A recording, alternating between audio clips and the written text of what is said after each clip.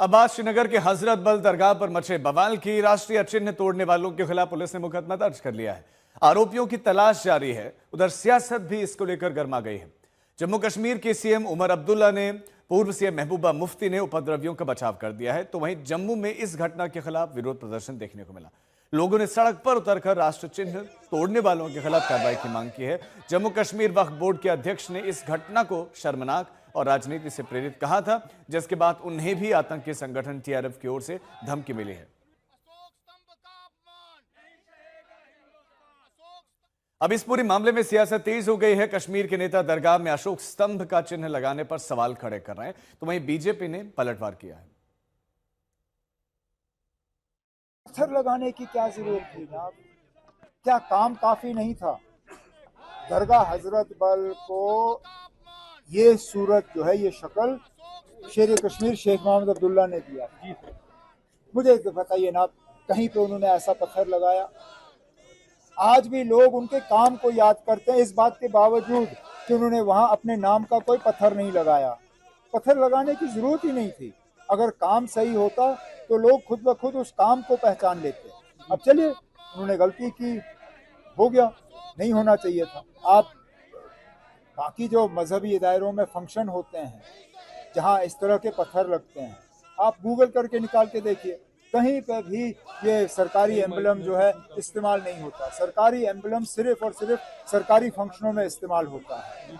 मस्जिद जो है, दरगाह, मंदिर, गुरुद्वारा, ये सरकारी इदारे नहीं है, ये मजहबी इदारे होते हैं। जिन्होंने किया, और दूसरा मैं दोबारा रिपीट करना चाहती हूँ, जो ये एक फैला रहे हैं कि इन्होंने जी मुल्क का जो एम्बलम है उसको तोड़ने की कोशिश की। मुल्क के एम्बलम को तोड़ने की कोशिश नहीं की, बल्कि मूरत को तोड़ने की कोशिश की, जो हमारे मजहब में जायज नहीं है, शिर्क समझा जाता। सोची समझी साजिश के तहत हमारे राष्ट्रीय चिन्ह को नुकसान पहुंचाया गया, उसको तोड़ा गया। जिन लोगों ने ये किया, हम एलजी इंतजामिया से और डीजी पुलिस से गुजारिश करते हैं कि इनके खिलाफ सख्त से सख्त कार्रवाई की जाए। जिन्होंने भारत के मस्तक पे चोट किया, भारत के सर पे चोट किया, भारत की निशानी पे चोट किया, इनके खिलाफ सख्त से सख्त कार्रवाई होनी चाहिए। तो जम्मू कश्मीर वक्फ बोर्ड के अध्यक्ष द्राक्षण अंद्राबी ने इस पूरे मामले की तुलना आतंकी हमले से कर दी थी, जिसके बाद से ही उनको आतंकी संगठन टीआरएफ की तरफ से धमकियां मिली हैं। इस पूरे मामले में क्या कुछ कहना है द्राक्षण अंद्राबी का, आइए जानते हैं। आप सब जानते हैं ये सारा पॉलिटिकल राइवलरी है, और एक पॉलिटिकल पार्टी को जिसने 75 साल में इसको अपना असासा बना के रखा था, और वो इस पे पॉलिटिकल रोटियां सेकते थे, और दरगाह हमेशा उनकी ज़ुबान पे रहता था।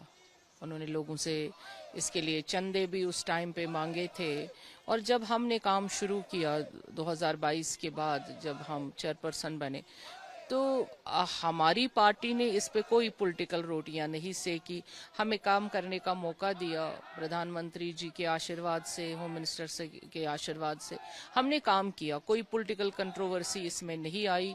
और जब एक साल श्राइन बंद रही भी, और उसके बाद जब हमने 2 दिन पहले 3 दिन पहले उसका बाज़ाब्ता एक मजहबी तरीके से भी इनॉग्रेशन किया, और इनॉग्रेशन में एम्बलम ये नहीं है कि वक्फ में या दरगाह में लगेगा, ये है कि ये प्रोटोकॉल है। चाहे आप कहीं पे भी जाते हैं, as a minister, as a chairperson UT में हैं, तो आपका एम्बलम, आपका निशान है, आपका नेशनल चिन्ह है। ये प्रोटोकॉल है, ये प्रोटोकॉल से बाहर नहीं है। इसमें कोई ये नहीं है कि ये दरगाह है या कोई और चीज़ है। लेकिन इन्होंने इनको ये चुभा कि इनके बगैर भी, इस खानदान के बगैर भी कोई यहाँ पे इस कदर इम्प्रेसिव काम कर सकता है। आप अपने नाजरीन को ये भी दिखाइए कि किस तरह से वो ना ही इंडिया का बल्कि साउथ एशिया में जिस तरह से आप देखते हैं श्राइन्स होती हैं, सेम हमने उसी पैटर्न पे इसको बनाया है, और इबादत गाह की तरीके से बनाया, खूबसूरत बनाया है।